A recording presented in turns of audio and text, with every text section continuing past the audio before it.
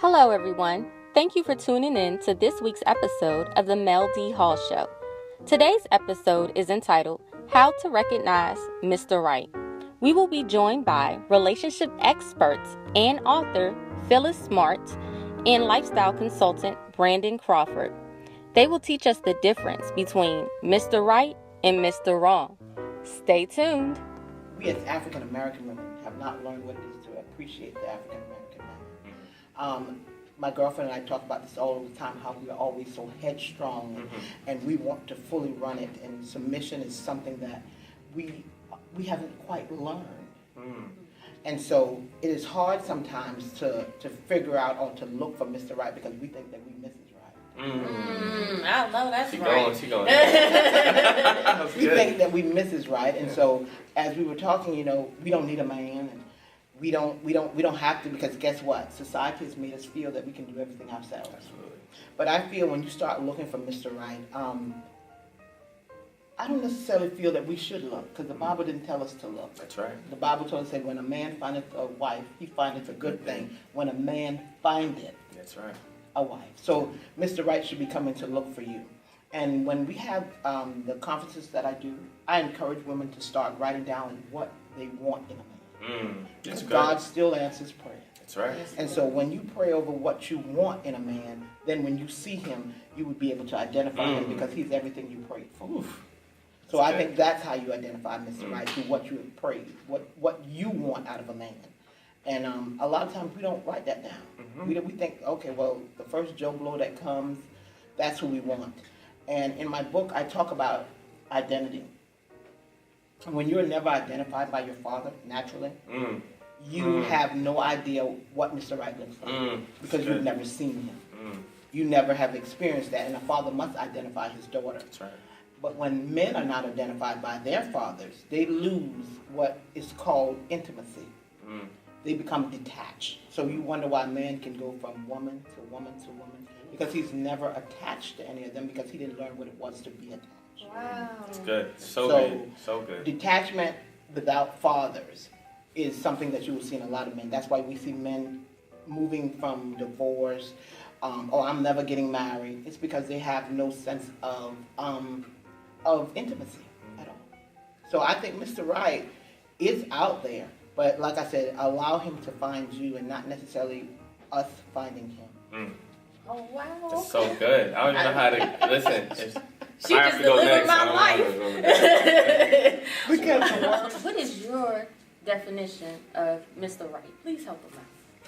I mean, honestly, she really touched on, several topics, because a lot of times we don't realize, just like everything else, there's a science to relationships.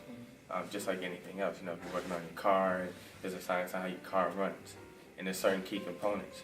Our first actual relationship from the opposite sex that we have is our parents. yeah. So if that foundation is not built correctly, then you're going to go out in the world trying to build it. And you can't move and build at the same time. You got to stay put and build. And that's why it's very big to have a relationship with your parents, a healthy one at that. Everything she was touching on, I didn't have that relationship with my dad a certain way. So in my past, I can attest to being Mr. Right now because of the way I used to move with women. Yeah. So I could definitely attest to that. I didn't have a attachment, or a lack of better words would be a yearning for intimacy. So I moved around with a lot of different women. That's very big, especially in the black community. And her touching on, black women in particular, thinking they don't need a man as much as now they even have gotten to this point where they're Mrs. Right and they're looking for a man to complete them, or them looking to complete a man, when it's the opposite way around. So it doesn't allow the man to be a man. On top of that, he can't submit to God because you want him to submit to you. So, those are really big key components that, allow relationships to Could you say be that healthy. again? Yes, that's good. That was God talking. That was an aha moment. I was saying that, black women have become so powerful in the sense where they now want men to submit to them, and the man's supposed to submit to God before anything. Yes. In order for him to lead, he has to submit to God. So, if a man's not even submitting to God, what makes you think he's going to submit to the relationship? So that's my take on it. Wow. Okay. I'm just taking notes. Yeah. That was good. How'd you come up with that title? Because it's a title that definitely needs some type of clarification. I know from my point of view, because it's very different. The journey of the help me. I came up with it because God told me that my life had been a journey. Okay. And then actually in 2013, I bought a car, and it was a Dodge Journey. Oh, And wow. he told me, he said, this will be the vehicle that will take you on this journey. Wow. So That's all it played its part at about the same time. But see, what we fail to realize is that we are on journey. That's right. Our life is a journey. When I wrote the book, it was very much transparent, and I wanted people to understand my journey, to understand how I got here. Even in Phyllis J. I used to be Phyllis Smart on Facebook, and God told me I had to go back to Phyllis J, and I didn't understand why, because my last name is Johnson. And he said, because you have to go back and get her. Somewhere in my journey, I left her somewhere, and I kept going, but she stayed stuck. She stayed right there. Wherever the trauma happened in my life, she stayed right there. And the journey of the Help Me dealt with my trauma. It dealt with my pain. It dealt with what pushed me through the journey. And so what people have to realize is that we're just not walking through life by happenstance. We all have been assigned a journey. Never allow a man to test drive you. If a man misses you, he will call you and make appropriate, respectable plans to see you. If he loves you, he will make sure you know that. The definition of letting a man test drive is letting him call you and use you at his leisure. When no real commitment has been made, you get random calls once in a while just for the purpose of having sex. His actions are confusing, and you are forced to analyze his behavior and intentions. If you are more than that, he will make it crystal clear. Know that you are special, and the old saying rings true. Why buy the cow if he can get the milk for free? You done hurt some feelings. My grandmother used to always say that. And, you know, I was a young girl because we grew up with her because my mom worked and my dad worked. And she used to always say, why buy the cow if you can get the milk for free?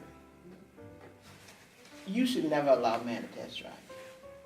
Brandon and I was listening to you talk, and you were saying how you work at Mercedes-Benz and all those, tell me, well, am I right? Am I saying it right?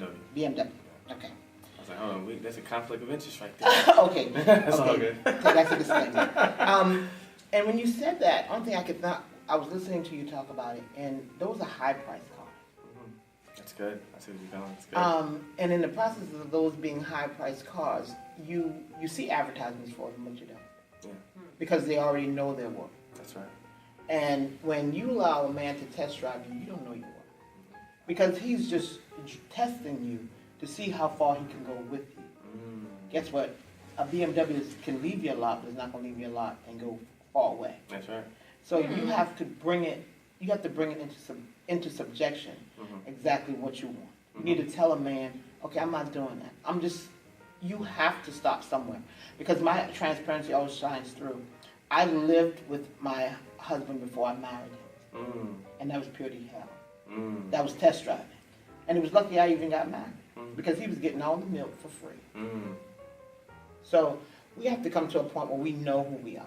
And when we learn who we are, we won't let men test drive us. Because they're experimenting. They're exploring. And I don't want to be one to be explored with. Absolutely. So, absolutely. So, what is your opinion? The old me would have said I need to test drive. I mean, that's just, being honest.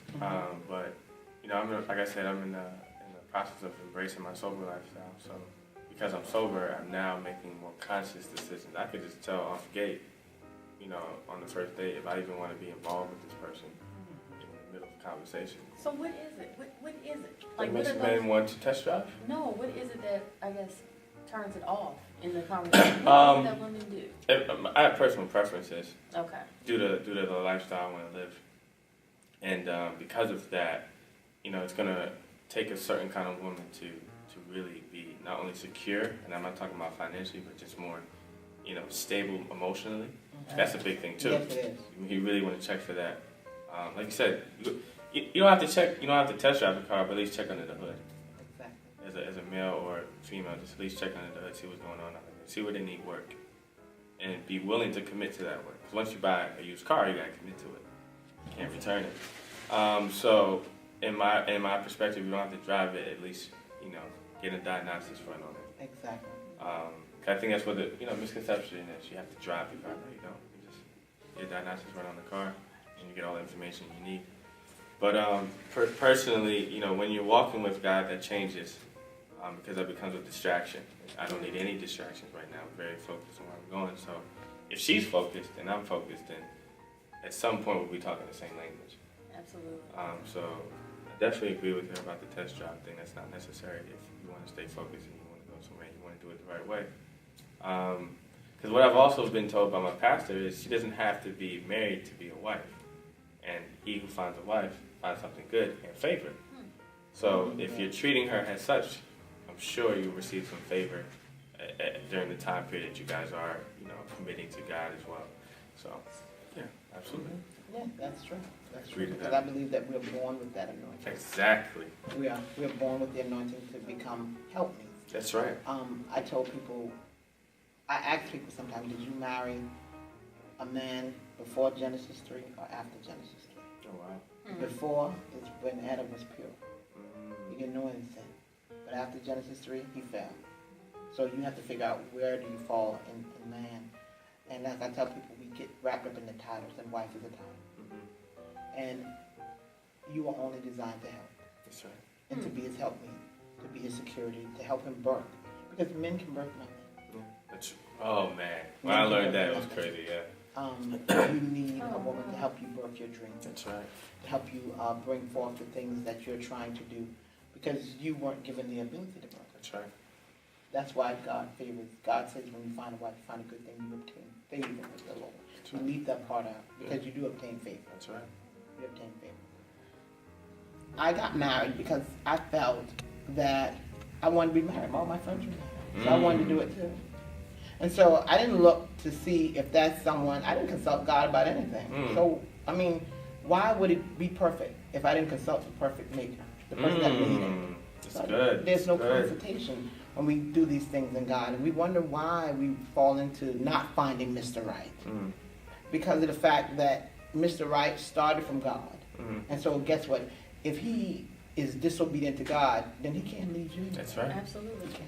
That's good. Yes, so we're going to play a game right now called Mr. Right or Mr. Right Now. Okay. Lil Wayne. My Lord. You can't be serious about this. Oh, Mr. Lord. Right Now. Absolutely. Because What about security? what happens if his voice leaves today? And he no longer can sell records. So he's Mr. Right Now. Tyrese. Wow, that's good. That's good. I think if he's not Mr. Right, he's in the process of being Mr. Right. He's very close. I definitely wouldn't say he's Mr. Right now. I wouldn't put him in that category. I would say in the middle to being Mr. Right. I think he's slowly transitioning to being that guy. He just took the time to learn himself. Because as you just said, when society moves that fast, Yes. it is hard to find you. Yes. So, I think, he started out as baby boy. Yeah. Yes. And then he grew into being this mature man that he's trying to. So he's in that halfway mark. Yeah, Donald Trump. I would say that he could fall in either one. Of course, with him having that much wealth, that the mindset of someone that has that amount of wealth is very different than the average day male, but average person. So I think that because of the wealth that he was born into, his mindset was different, and he plays a different set of rules than what we normally would be accustomed to. My opinion is he's both. He's always been Mr. Right because he's always taking care of his family. That's right. Mr. Right Now, he's that because he's a candidacy for the presidency. That's right. And he's also Mr. Security. And Mr. Security. Okay, hello. And so